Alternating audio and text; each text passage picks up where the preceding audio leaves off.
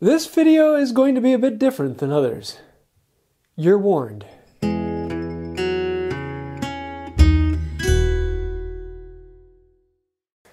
Hey y'all, I'm James Wright and welcome to my shop. This last week was a fun one for me. I had a friend swing by, a good friend from college, Luke Milkey. He has a videography firm called Fusion Video, and it does some really cool things over there. But he said, hey, I'd love to actually come and shoot you making something. It'd be kind of fun to do that. And I'm like, hey, it'd be a lot of fun to actually not have to shoot something, and you can just do it, and I'll make the product, and we're going to have some fun. So we decided to take a hunk of firewood and turn it into a box. Just a scrap of firewood from out in my firewood pile, and in a matter of, I think it was like, 2.5, 3 hours worth of work, we have a box out of a piece of firewood. And so this is a really fun project, very simple build with just some rabbits holding it together. Doesn't take that long, throw some carving on it, and yeah, have a lot of fun. Now, he shot all the footage for this, and there'll be a couple other videos coming out, but I want to do a video that's more or less a how-to. So this is going to look a little bit different than my normal how-to videos because it's very artistically shot and very, well, hand tools in slow motion is such a turn on. but it should be kind of fun. There isn't as much audio in the sound of it because of the recording that we'll be doing in the future. But I'll be actually going through how do you take a block of firewood and in a few hours turn it into a box. A very simple process, but very rewarding and a lot of fun. So let's take a look at that. Now this project starts at one of my all-time favorite places to start a project, the woodpile. And I have a decent collection of firewood. A lot of it is white oak, surprise, surprise. A lot of it is also maple or box elder. And I'm looking for the piece that has a nice straight grain. Riven wood is always fantastic for this because you can get a really stable, clean piece.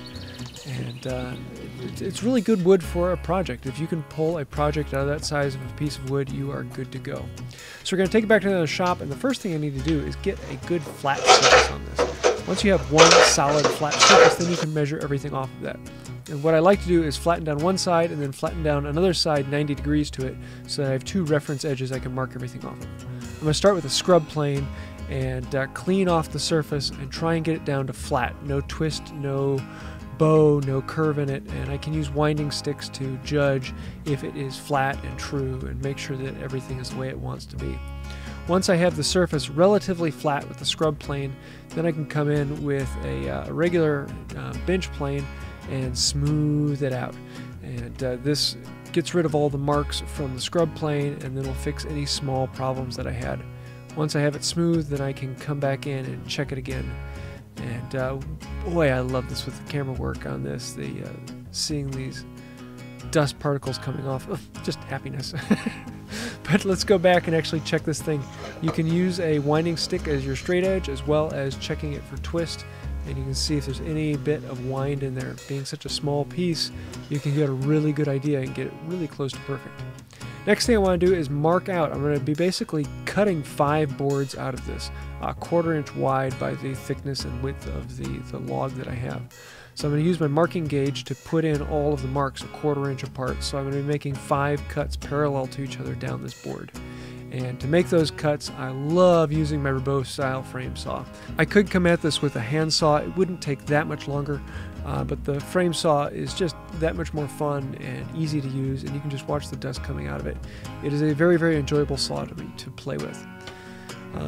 It's a bit of a trick to learn how to track down the lines. Some people like to use a kerfing saw to create a kerf for the saw to follow in. I'm not as big of a fan of that. I just like to freehand and follow the line. It really isn't that big of a problem once you get used to it and you learn how to do it.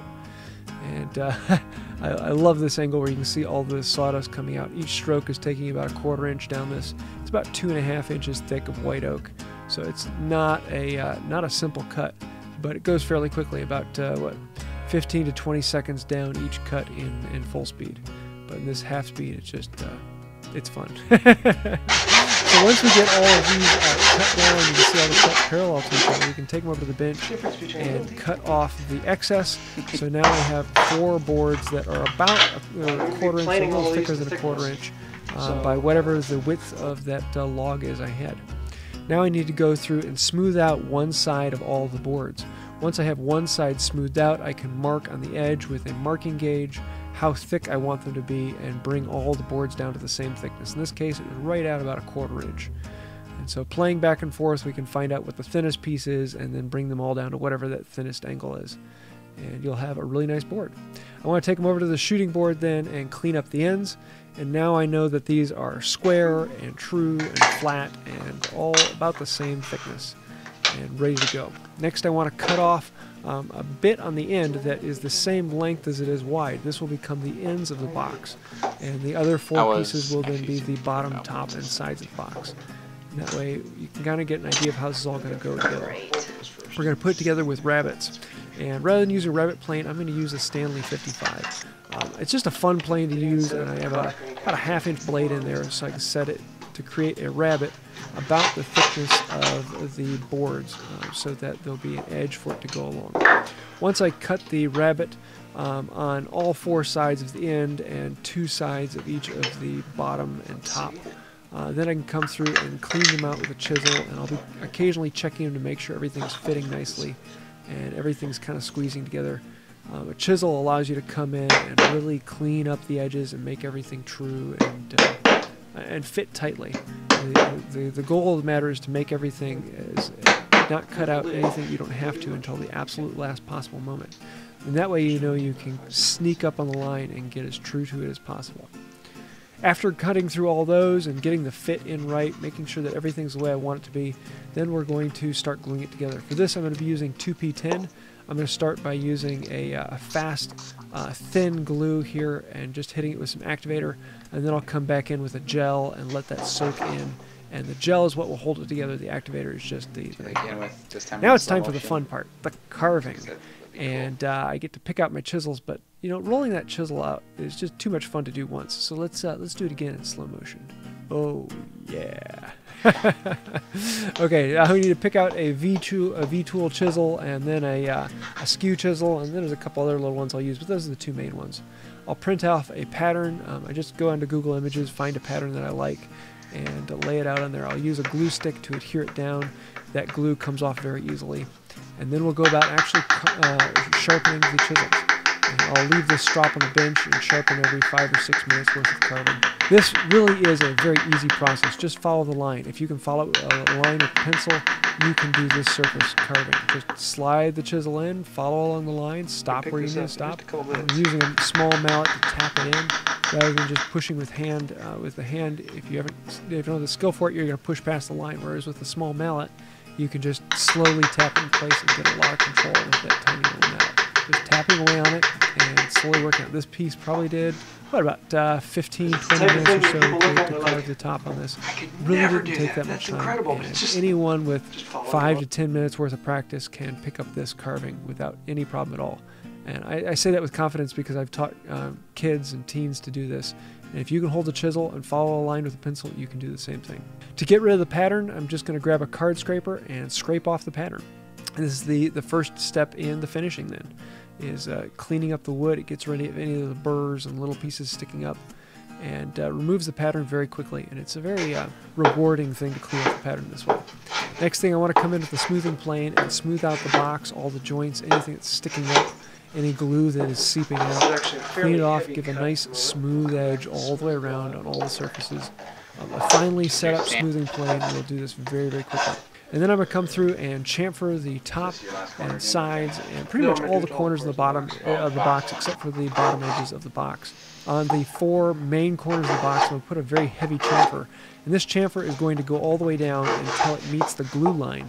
That'll help hide the glue line and also adds a bit of an aesthetic pleasing thing to the corners of the box. Then I'm going to hit it with some 360 sandpaper, smooth off all the edges. I'm just getting rid of the burrs, anything that your fingers feel, making it feel nice and smooth. When you're ready. And then we can go on to the finish. And for this, I'm using boiled linseed oil and paste wax. I know a lot of people wish I would use other finishes as well, but the way that the boiled linseed oil brings out the color in this white oak is just... So no brushes, it's not just something fingers. I can easily pass up on. It's such a quick and easy finish to put on, and the color on it is just beautiful. Once you let it sit for a few minutes, then you can come back in with a rag, clean off all the excess. I'll do 3 or 4 coats and then apply paste wax later on. I do have videos on that, but that was about it for the video crew being here. And so we shot some pictures, and I thought that would be the end. And I really like how the box came out. I was very happy with it, but it was just kind of bland and it needed something more. So after Luke left, I came back in and added some more patterns and decided to actually do a carving wrapping all the way around with my logo on the front and back. Really didn't take that much more time. Once I found the pattern I wanted, then I could apply it to the box and go to town carving again. Once you've done it on one side, you can go on the other. It probably took me about 45 minutes or so to carve all the way around this box and the logo on the front. Just again following the lines. The only thing that was particularly difficult on this was because I'm wrapping around the end, with the wood grain changes on me. So you just have to be careful to cut with the wood grain. And when you wrap the corner, you'll be at one angle on one surface, and then you hit the 45-degree chamfer, and you have to change the chisel angle and carve around. Carving circles is actually kind of difficult because the eye picks up imperfections in a circle very easily.